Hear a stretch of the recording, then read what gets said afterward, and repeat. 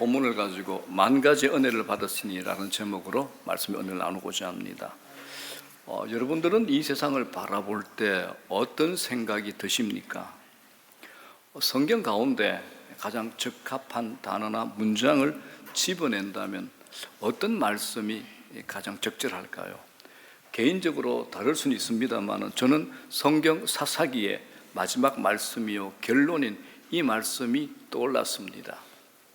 사사기에서 21장 25절이죠. 그때에 이스라엘에 왕이 없으므로 사람이 각기 자기 소견에 옳은 대로 행하였더라.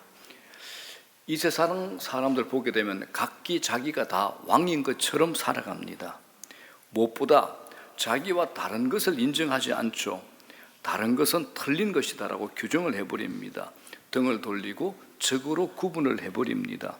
이런 것들을 포괄적으로 이렇게 정의하죠. 이 개념이 자기중심성이다라고 얘기할 수 있습니다. 자기중심성은 타락한 인간이 가진 본성입니다. 하나님의 은혜를 입은 자녀들도 이 본성에서 자유롭지 않습니다. 그런데 은혜를 받은 신자라면 그 은혜에 인생의 모든 것을 의존해서 살아가는 것을 배우게 됩니다.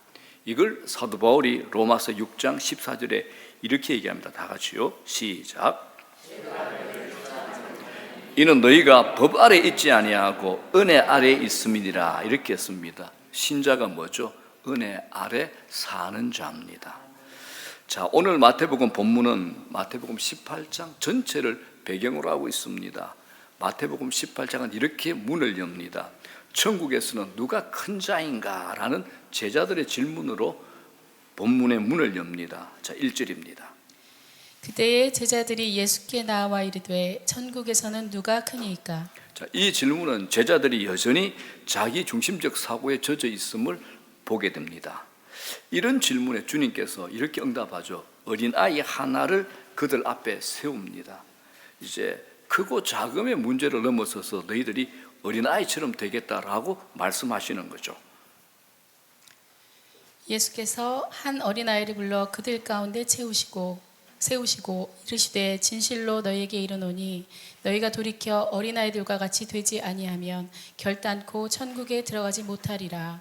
그러므로 누구든지 이 어린아이와 같이 자기를 낮추는 사람이 천국에서 큰 자니라. 또 누구든지 내 이름으로 이런 어린아이 하나를 영접하면 곧 나를 영접함이니. 어린아이들과 같이 되지 아니하면 이 어린아이와 같이 이 어린아이를 영접하는 것이 나를 영접함이다라고 말씀하죠. 당시의 어린아이는 요즘과는 달리 아주 보잘것없었습니다. 주목받지 못했죠. 함부로 다루어지는 존재였습니다. 어린아이는 제자들의 관점에서 보면 가장 낮은 자인 겁니다. 그런데 주님께서는 크고 높은 자가 되는 것에만 사로잡힌 제자들에게 어린아이가 되라고 말씀하신 겁니다. 이어서 이제 주님은 이런 말씀도 하십니다. 6절입니다. 누구든지 나를 믿는 이 작은 자 중 하나를 실족하게 되면 차라리 연자 맷돌이 그 목에 달려서 깊은 바다에 빠뜨려지는 것이 나으니라. 작은 자 한 사람이라도 실족하게 만들면 차라리 연자 맷돌을 메고 바다에 빠지는 게 더 낫다라고 말씀합니다. 이게 무슨 말이죠? 어떤 사람이 보잘것없다고 함부로 대하지 마라라는 겁니다. 자, 이렇게 연결해서 이런 말씀과 연결을 해서 주님이 또 다른 사건으로 또 다른 예화를 드는 겁니다. 길 잃은 한 마리 양에 말씀합니다. 너희 생각에는 어떠하냐? 만일 어떤 사람이 양 100마리가 있는데 그 중에 하나가 길을 잃었으면 그 99마리를 산에 두고 가서 길 잃은 양을 찾지 않겠느냐? 진실로 너희에게 이르노니 만일 찾으면 길을 잃지 아니한 99마리보다 이것을 더 기뻐하리라. 자, 우리 13절 다 같이 읽겠습니다. 시작. 진실로 너희에게 이르노니 만일 찾으면 길을 잃지 아니한 99마리보다 이것을 더 기뻐하리라. 우리가 사는 세상이 어떤 세상이죠? 저비용 고효율로 사는 세상입니다. 이렇게 사는 것이 익숙하고 몸에 젖은 우리에게 이 말씀은 맞지 않는 말씀입니다. 한 영혼이 그렇게 중요하다는 겁니다. 이것이 영적 원리요, 한 사람이 중요한 이유가 되는 겁니다. 그리고 나서 이제 연결해서 주님은 또 말씀합니다. 네 형제가 죄를 범하거든 이라고 말씀을 또 하십니다. 네 형제가 죄를 범하거든 가서 너와 그 사람과만 상대하여 권고하라. 만일 들으면 네가 네 형제를 얻은 것이요 만일 듣지 않거든 한두 사람을 데리고 가서 두세 증인의 입으로 말마다 확증하게 하라. 만일 그들의 말도 듣지 않거든 교회의 말하고 교회의 말도 듣지 않거든 이방인과 세리와 같이 여기라. 형제의 범죄를 어떻게 다룰 것인가에 대한 이 말씀은 교회의 권징에 대한 아주 중요한 본문이 됩니다. 자, 오늘 18장의 흐름에는 이런 이야기를 배경으로 쭉 이어나갑니다. 제일 먼저 누가 나오죠? 어린아이, 그 다음에 나를 믿는 이 작은 자, 그리고 길 잃은 양 한 마리, 그리고 형제가 등장을 하죠. 모두가 하늘 아버지의 자녀들이라는 겁니다. 귀하고 천한 구분이 없는 하나님의 존귀한 자녀들이라는 겁니다. 이것이 오늘 비유의 배경이고 전제가 됩니다. 아무리 보잘것없고 하찮고 모자라 보여도 하나님의 존귀한 자녀라는 겁니다. 이 말씀을 주의 깊게 듣던 베드로가 제자들을 대표해서 주님께 이런 질문을 던집니다. 21절 다 같이 시작. 그때 베드로가 나와 이르되 주여 형제가 내게 죄를 범하면 몇 번이나 용서하여 주리이까? 7번까지 하오리이까? 이 질문을 하는 베드로의 얼굴을 상상해 보십시오. 7번까지 하오리이까? 라고 말할 때 그의 얼굴은 자신감 있는 대인배다움을 드러내는 모습이었을 겁니다. 주님께서 이토록 어린아이, 작은 자, 잃어버린 양, 형제의 존귀함을 강조했으니 저들 중 하나가 내게 잘못을 한다고 하더라도 내가 7번까지는 용서해 줄 의장이 있다라는 베드로의 고백입니다. 당시에 이스라엘의 율법학자의 스승 랍비라 그러죠. 랍비들의 가르침은 3번까지의 용서입니다. 3번. 최대한 3번까지 용서해 주라고 가르친 당시의 랍비들의 가르침을 베드로가 모를 리가 없습니다. 베드로는 주님의 말씀을 적용하여 랍비들이 가르치는 것에 대해서 2배 더 넘어서 7번을 용서를 하겠다고 의기양양하게 자신만만하게 고백을 했던 겁니다. 자, 이 문제를 우리에게 한번 적용해 봅시다. 용서는 우리 인생에서 경험하는 일 중에서 가장 어려운 일 중에 하나입니다. 완전한 용서는 불가능하다고 이야기하는 것이 더 나을 겁니다. 여러분, 자신의 양심에 비추어 한번 고백해 보십시오. 완전한 용서가 쉬운가요? 완전한 용서 말입니다. 짧은 인생을 통해서도 제대로 된 완전한 용서는 한 번도 하기 어렵다는 것을 우리가 경험으로 알게 됩니다. 나는 용서했다고 생각하는데 그 사람 만나기가 불편해져서 피하지 않습니까? 그 완전 용서한 거 아닙니다. 용서했다고 잊어버리고 있는데 마음에는 뭔가가 남아있더라는 겁니다. 그래서 자신이 생각하는 용서가 아니라 잊어버림이었습니다. 무시하고 사는 것이었습니다. 우리 대부분이 그렇지 않습니까? 그래놓고 용서했다라고 착각하는 겁니다. 랍비들이 가르친 3번까지의 용서는 어렵고 베드로가 제안한 7번의 용서는 정말 대단한 수준의 이야기입니다. 그런데 주님께서 뜻밖의 대답을 하시죠. 22절 시작. 예수께서 이르시되 내게 이르노니 7번뿐 아니라 7번을 70번까지라도 할지니라. 이 말을 들은 베드로와 제자들의 마음이 어땠을까요? 대경실색을 했을 겁니다. 7번을 70번까지라도 용서라는 주님의 말씀은 단지 77이 49, 490번이 아니라 7이라는 완전수잖아요. 중복함으로써 무제한의 용서를 말씀하신 겁니다.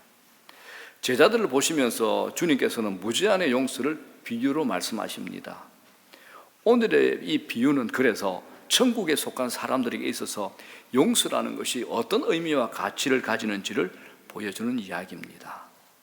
주님께서 이어서 이렇게 말씀하시죠. 23절, 이제 비유를 들여서 말씀하시는 거예요. 23절 다 같이 시작. 그러므로 천국은 그 종들과 결산하려 하던 어떤 임금과 같이, 이렇게 비유를 시작을 합니다. 여기서 종들이라고 한 것은 노예가 아니라 임금을 모시고 사는 고귀한 신하들을 가리킵니다. 임금이 결산해야 하는 신하 중에 10,000달란트 빚진 신하 한 명이 있었습니다. 24절입니다. 결산할 때에 10,000달란트 빚진 자 하나를 데려오매. 제자들은 여기서도 또 놀랐을 겁니다. 신하가 임금에게 진 빚의 액수이기 때문입니다. 자, 한 달란트가 6천 데나리온입니다. 한 데나리온은 당시 유대인들 노동자의 하루 품삯입니다. 그럼 한 달란트는요 6천일의 품삯이죠. 노동자 20년 벌이에 해당하는 금액입니다. 그런데 만 달란트는 6천만 데나리온, 노동자가 20만 년, 우리가 살아도 100년이잖아요. 20만 년 벌이에 해당하는 겁니다. 제가 계산을 했습니다.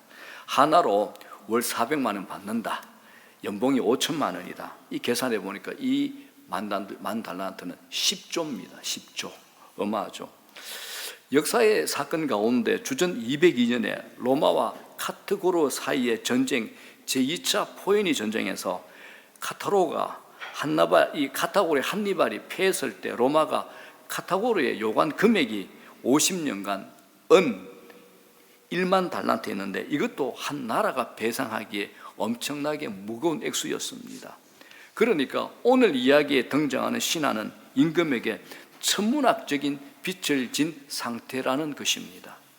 이건 주님께서 비유로 종종 과장법을 사용함으로 말씀하고자 하는 말을 강조하시는 거죠. 청중들의 주의를 이렇게 이끈 겁니다. 이건 당시나 오늘날에나 거의 일어날 수 없는 일이라는 겁니다. 당연히 이 신하는 갚을 능력이 없습니다. 임금은 고대의 관습대로 신하 자신과 그 아내와 자식들 더불어 모든 소유를 다 팔아 갚게 하라고 명령을 하죠. 25절. 갚을 것이 없는지라 주인이 명하여 그 몸과 아내와 자식들과 모든 소유를 다 팔아 갚게 하라 하니. 자, 이런 조치는 빚을 갚는 행위라기보다 빚을 갚지 않는 것에 대한 형벌로 이해할 수 있습니다. 임금의 무서운 명령 앞에서 신하는 엎드려 절하면서 임금님, 내가 갚으리다. 참아 주십시오라고 머리 조아려서 말을 합니다. 26절. 그 종이 엎드려 절하며 이르되 내게 참으소서 다 갚으리이다 하거늘. 물론 그의 이 말은 받아들일 수 없는 말입니다. 임금이 기간을 연장해 준다고 해도 만 달란트의 빚은 그 인생에서 벌어서 갚을 수 있는 금액이 아니기 때문입니다. 신하의 상황은 절망적입니다. 이때 반전이 일어납니다. 임금이 그를 불쌍히 여겨서 만 달란트 빚을 탕감해 준 겁니다. 빚을 없는 것으로 해준 거죠. 탕감해 준 겁니다. 27절 다 같이 시작. 그 종의 주인이 불쌍히 여겨 놓아보내며 그 빚을 탕감하여 주었더니. 이 비유를 듣고 있던 제자들이 또 한 번 놀랍니다. 한두 푼이 아니야. 만 달란트를 아무 조건 없이 그냥 탕감해 주다니 말입니다. 세상에서는 죽었다 깨어나도 일어날 수 없는 일입니다. 이제 이 신하는 자비한 임금으로부터 만 달란트의 빚을 한순간에 탕감받고 더 이상 빚에 구속되지 않는 자유의 몸으로 그 자리를 떠납니다. 우리가 이 신하의 기분을 상상할 수 있을까요? 자, 그러면서 이제 이 비유의 두 번째 장면으로 연결됩니다. 만 달란트 빚을 탕감받은 신하가 노래 부르면서 신나게 집으로 돌아가고 있는데 마침 가는 길에 자기에게 100데나리온의 빚을 진 동료 한 사람과 마주치게 되죠. 100데나리온이 뭡니까? 노동자의 100일치 품삯에 해당합니다. 만 달란트에 비하면 60만 분의 1이야. 이때 이 신하가 이런 생각이 딱 드는 겁니다. 아니, 이놈이 얼마 되지도 않는 이 빚을 왜 내게 갚지 않는 거야? 라는 괘씸한 생각에 그 사람의 목덜미를 잡고 네게 진 빚을 갚아라 라고 소리를 쳤던 겁니다. 그랬더니 그 사람이 엎드려서 나에게 참아 주십시오. 내가 갚겠습니다 라고 말을 합니다. 이 장면이 어떤 장면입니까? 조금 전에 자기가 임금에게 1만 달란트를 빚졌을 때 임금에게 자기가 보여준 태도하고 동일한 겁니다. 자, 28절 29절입니다. 그 종이 나가서 자기에게 100데나리온 빚진 동료 한 사람을 만나 붙들어 목을 잡고 이르되 빚을 갚으라 하매 그 동료가 엎드려 간구하여 이르되 나에게 참아 주소서 갚으리이다 하되. 자, 순간적으로 욱하는 마음에 빚진 동료에게 달려들었다고 하더라도 순간 그는 조금 전 임금 앞에서 자기 모습 이 친구에게서 보았을지도 모릅니다. 아니, 봐야죠. 그런데 이런 돌아봄이 그에게는 일어나지 않았습니다. 일어났지만 그 마음을 눌렀는지도 모릅니다. 그는 이 불쌍한 친구를 어떻게 할까요? 옥에 가두고 맙니다. 30절.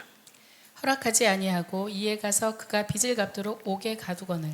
자, 주님의 이 비유는 이제 세 번째 장면으로 넘어갑니다. 길에서 벌어진 이 일을 다른 동료들이 본 거야.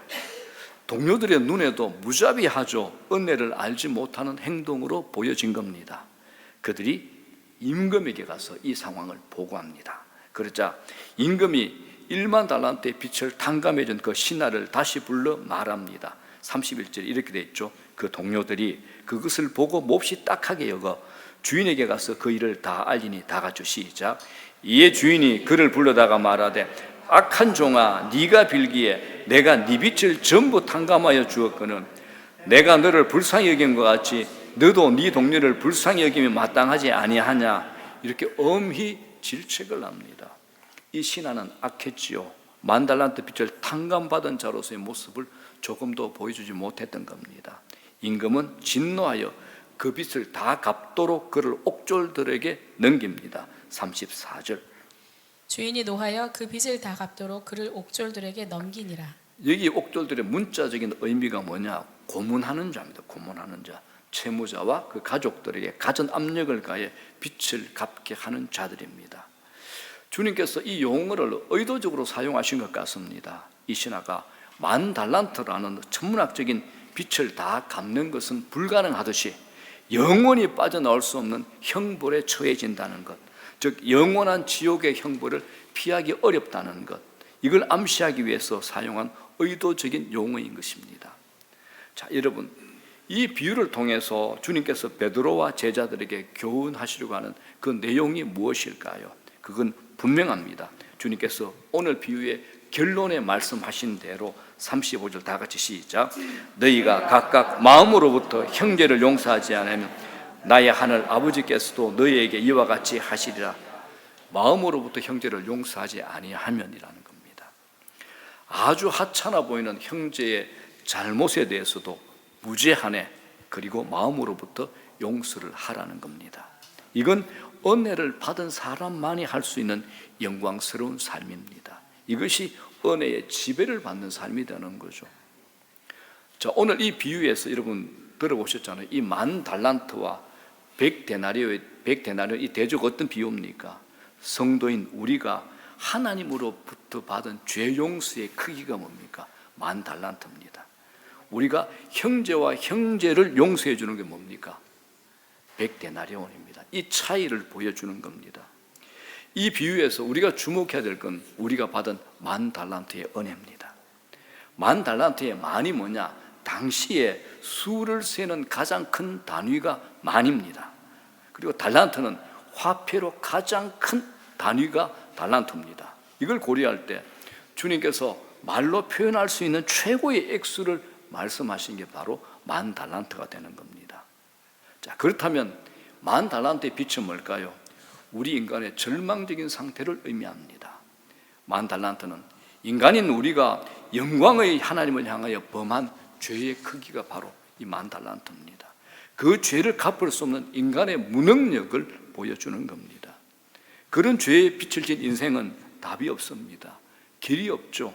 절망 자체입니다. 영원한 지옥 형벌을 받는 것만이 이 빛을 해결할 수 있는 유일한 길이 될 겁니다. 다른 선택은 없습니다. 물론 우리는 이 세상에서 부유해질 수 있고 성공의 삶을 살 수 있습니다. 영예를 얻을 수 있고 완전한 꿈을 성취할 수도 있을 겁니다. 그러나 그 어떤 것으로도 우리는 1만 달란트의 빛이라는 인간 보편의 실존에서 벗어날 수 없습니다. 내가 행하는 어떤 노력과 업적이라도 1만 달란트의 빛을 해결할 수 없다라는 겁니다. 죄의 속박이라는 실존으로부터 스스로를 구원할 자는 없습니다. 이것이 성경이 말하는 우리 인간의 실존입니다. 사실 이 신하에게 100만 년의 유예 기간을 더 준다고 해도 그것은 무의미한 일입니다. 이 절망의 실존에서 빚진 신하를 풀어줄 수 있는 게 딱 하나밖에 없죠.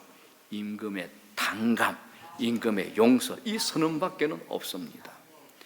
임금은 그를 불쌍히 여겼고 그렇게 했습니다. 신하가 탕감받은 것은 100데나리온이 아니죠. 1만 달란트입니다.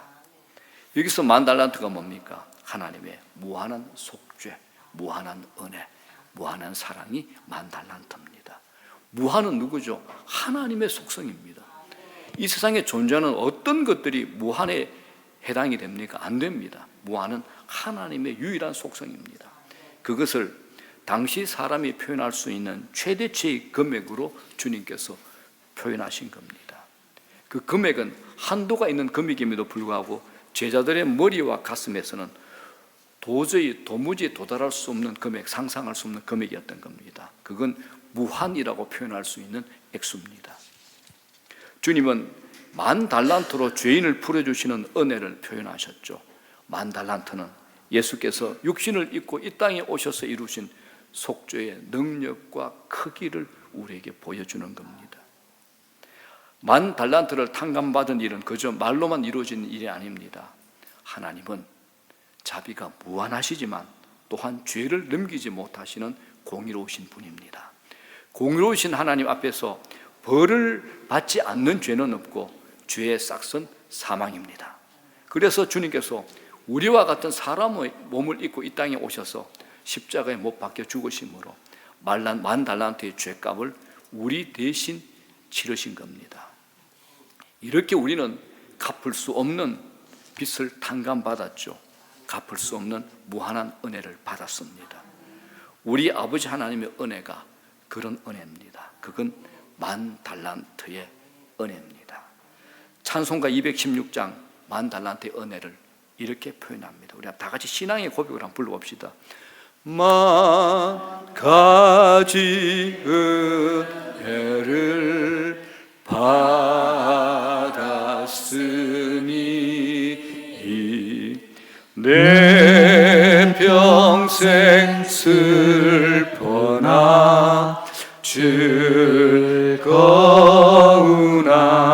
즐거우나 이 몸을 온전히 주님께 바쳐서 주님만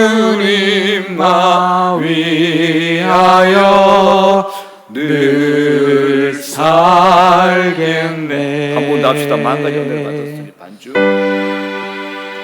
만 가지 은혜를 받았으니 내 평생 슬프나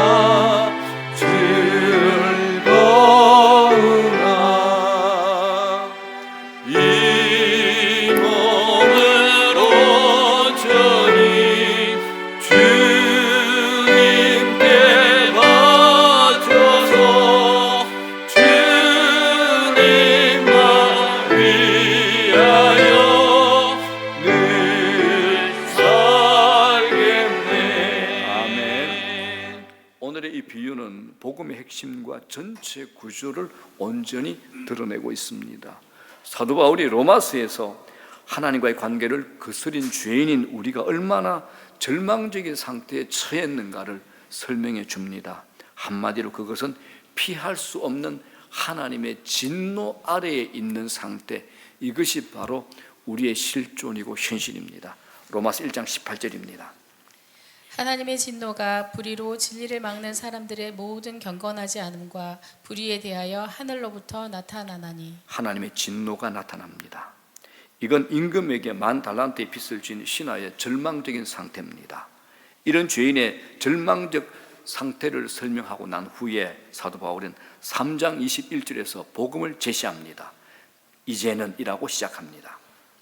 그러나 이제는 율법 외에 하나님의 한 의가 나타났으니 율법과 선지자들에게 증거를 받은 것이라. 만 달란트 빚과 같은 율법에 그것을 다 해결할 수 있는 하나님의 의가 나타났습니다. 그분이 누구죠? 예수 그리스도입니다. 십자가라는 겁니다. 이것이 복음이죠. 예수 그리스도를 믿음으로 말미암아 모든 믿는 자에게 미치는 하나님의 차별 없는 은혜가 나타난 겁니다. 사도 바울은 절망적인 죄인에게 나타난 복음의 은혜를 길게 설명한 후에 로마서 12장 후반부부터 복음의 은혜를 입은 사람의 삶이 얼마나 영광스럽고 복된지를 이렇게 설명합니다. 다 같이요. 시작. 그러므로 형제들아, 내가 하나님의 모든 자비하심으로 너희를 권하노니 너희 몸을 하나님의 기뻐하시는 거룩한 산 제물로 드리라. 이는 너희가 드릴 영적 예배니라.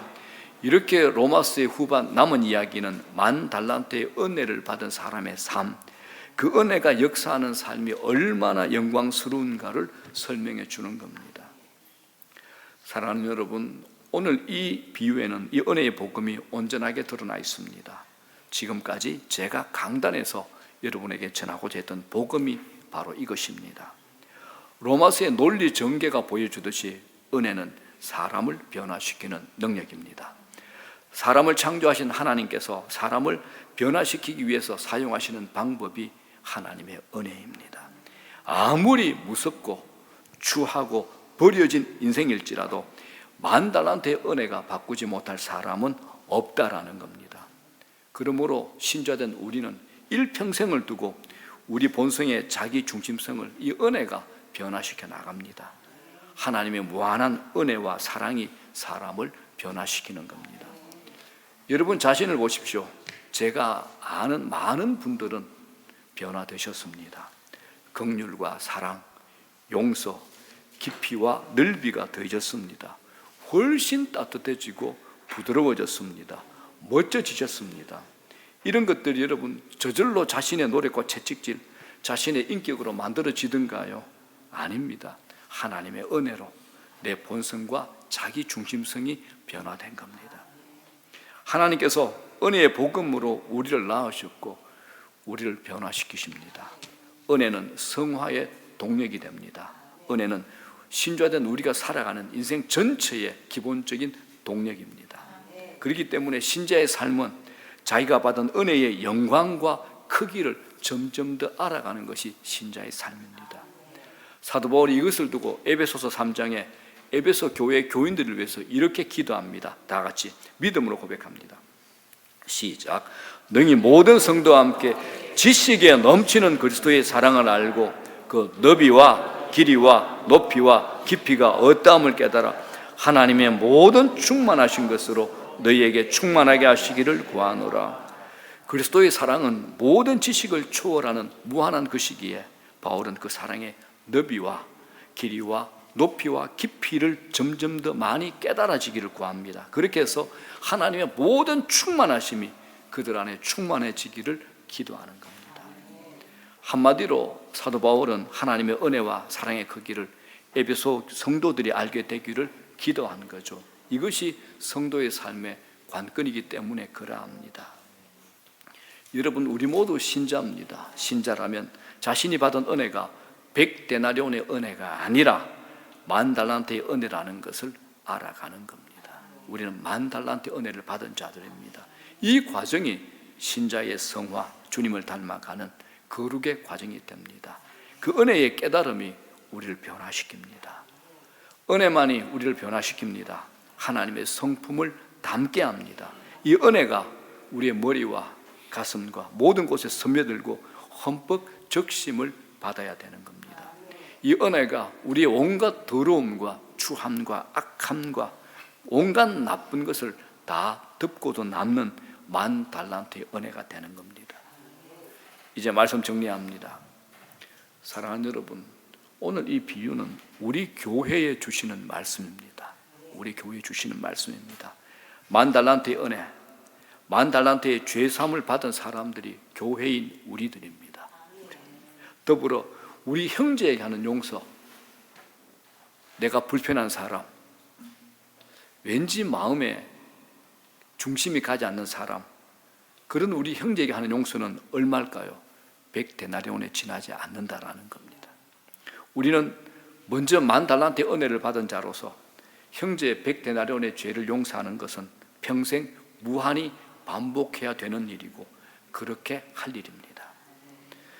성도는 자신의 창고에, 영혼의 창고에 하나님의 은혜를 저장한 사람들입니다. 계속해서 그 저장고를 하나님의 은혜로 채워갈 때 그 사람은 형제를 용서하는 기적을 경험하게 됩니다. 이런 은혜가 교회를 따뜻하고 부드럽고 건강하게 만드는 겁니다. 교회가 10,000달란트의 은혜를 입은 사람들의 공동체, 용서받은 사람들의 공동체라면 교회의 모든 관계는 용서라는 특징을 가져야 됩니다. 용서입니다. 이것이 세상으로부터 교회를 구별하게 하는 특징입니다. 다른 것은 없습니다. 사랑하는 여러분, 우리들이 이 영광스러운 교회라는 사실을 한시도 잊지 마시기를 바랍니다. 히브리서 기자가 이렇게 썼습니다. 다 같이 시작. 우리가 이같이 큰 구원을 등한히 여기면 어찌 그 보응을 피하리요. 우리가 얻은 이 큰 구원을 등한히 여기지 말라는 겁니다. 소홀히 생각하지 마십시오. 우리의 현실은 목을 메고 살아야 될 100데나리온이 아니라 하나님께서 그리스도 예수 안에서 우리들에게 이미 베푸신 10,000달란트의 은혜입니다. 일평생 이 10,000달란트의 은혜와 사랑의 너비와 길이와 높이와 길이를 더 알아가십시오. 그 은혜에 적셔지시고 그 은혜에 압도당하십시오. 무엇보다 그 은혜로 여러분의 인생이 설명되게 하십시오. 여러분 인생이 말입니다. 그리고 10,000달란트의 은혜를 입은 사람임을 형제를 통해서 무한히 반복하는 용서로 나타내십시오. 이건 은혜 받은 자의 의무사항이 아니라 은혜 받은 신자의 영광스러운 삶이 될 겁니다. 10,000달란트의 은혜를 받은 자만이 누릴 수 있는 영광입니다. 이 은혜로 여러분의 인생과 우리 교회가 설명되게 하십시오. 우리는 이 일을 위해서 부름을 받았습니다. 언제나 그 10,000달란트를 기억하십시오. 10,000달란트의 은혜를 입은 자만이 살 수 있는 영광스러운 삶을 사는 저와 여러분 되시기를 주의 이름으로 축복합니다.